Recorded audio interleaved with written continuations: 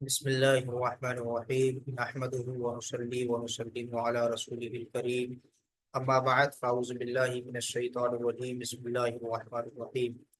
सबक नंबर 3 में हम सिगा, वाहिद, तस्निया, जमा, हरकत, मुतहर्रिक के मुतालिक पढ़ेंगे कि सिगा किसको कहा जाता है, वाहिद किसको कहा जाता है, कलमा किसको कहा जाता है। ये सारी चीज़ आज हम इस सबक के अंदर देखते हैं। तो सिगा हरूफ को एक ख़ास तरीके पर तरतीब देने से जो शक्ल बनती है उसे सिगा कहते हैं। जैसे एग्जाम्पल के तौर पे ये हमारा नून है, ये स्वाद है, ये रा है। तो ये हरूफ तहजी हैं, ये सब हमारे अलग अलग हैं। ठीक। अब जब हम इन तीनों हर्फ को मिला देंगे, इनका कॉम्बिनेशन कर देंगे तो ये बन जाएगा नसारा। नसारा, और इसका एक माना होता है नसारा उसने मदद की। नसारा उसने मदद की। तो सेगा कहा जाता है कि हरूफ को एक मखसूस तरीके से तरतीब दे करके जो शक्ल बनती है वो सेगा कहलाता है। इसी तरीके से ये हमारा है ज़्वाद, रा, बा। ये तीन हर्फ हैं। इन तीन हर्फ का जब हम कॉम्बिनेशन करेंगे, इनको मिलाएंगे तो ये ज़राबा, इसका माना होगा उसने मारा। ठीक। उसके बाद वाहिद किसको कहा जाता है? वाहिद एक को कहा जाता है, यानी वाहिद वो कलमा है जिससे एक चीज समझी जाए। जैसे रजुलुन, तो रजुल का माना होता है एक मर्द, जिससे एक आदमी समझ में आता है, यानी जिससे किसी एक शय का इल्म हो उसको वाहिद कहा जाता है। जैसे लड़का, एक लड़का, एक आदमी, एक बच्चा, इससे एक चीज समझ में आती है।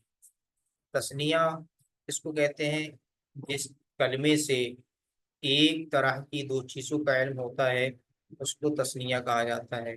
जैसे रजुलाने, जैसे रजुलाने, तो रजुलान का माना होता है दो मर्द। रजुलान का माना होता है दो मर्द, यानी दो आदमी। इसी तरीके से कलबाने, दो कुत्ते। इसी तरीके से इमराताने, दो औरतें। तो खुलासे कलाम ये है कि अगर एक ही तरीके की दो चीज़ों का इल्म हो तो उसको तस्निया कहा जाता है।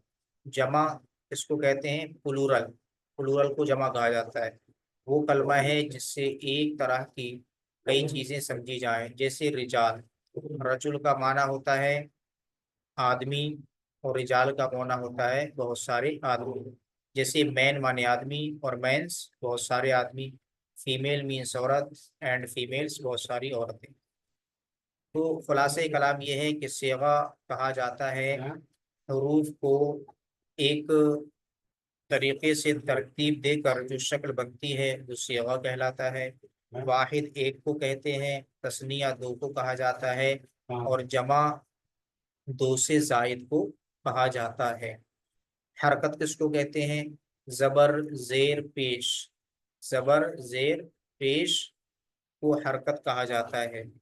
और इन तीनों का जो मजमुआ होता है उनको हरकाते सलासा। हरकात ये हरकत की जमा है, सलासा तीन को कहते हैं, यानी हरकाते सलासा तीन हरकतें हैं। अच्छा। और जो मुतहर्रिक होता है, मुतहर्रिक किसको कहा जाता है? हरकत वाले लफ्ज को कहते हैं। यानी एग्जाम्पल के तौर पर ये हमारा बा है। अब बा पर जबर है तो ये बा मुतहर्रिक कहलाएगा। ठीक। या इसके नीचे जेर है तो ये मुतहर्रिक कहलाएगा। या इसके ऊपर पेश है तब भी ये मुतहर्रिक कहलाएगा। फतहा, फतहा किसको कहा जाता है? फतहा जबर को कहते हैं। जैसे नून है,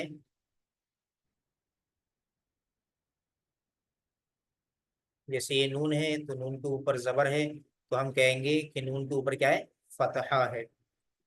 और कसरा किसको कहा जाता है? कसरा जेर को कहते हैं। अगर ये हमारा स्वाद है, स्वाद के नीचे जेर है तो हम कहेंगे कि स्वाद के नीचे क्या है? कसरा है। जम्मा किसको कहते हैं? जम्मा पेश को कहा जाता है। अगर हमारा ये ता है इसके ऊपर पेश हो तो हम क्या कहेंगे, जम्मा। अच्छा, अब हमने जान लिया कि फतहा जबर को कहते हैं, जम्मा पेश को कहते हैं, और कसरा जेर को कहा जाता है। अब इसमें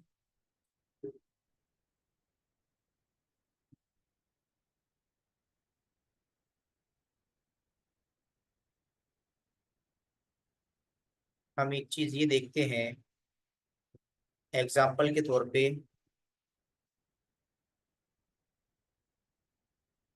मफ्तू। मफ्तू क्या होता है? यानी वो हर्फ जिस पर जबर हो, वो हर्फ जिस पर, जैसे ये हमारा बा है, अब इस पे जबर है तो हम कहेंगे बा क्या है, मफ्तू है।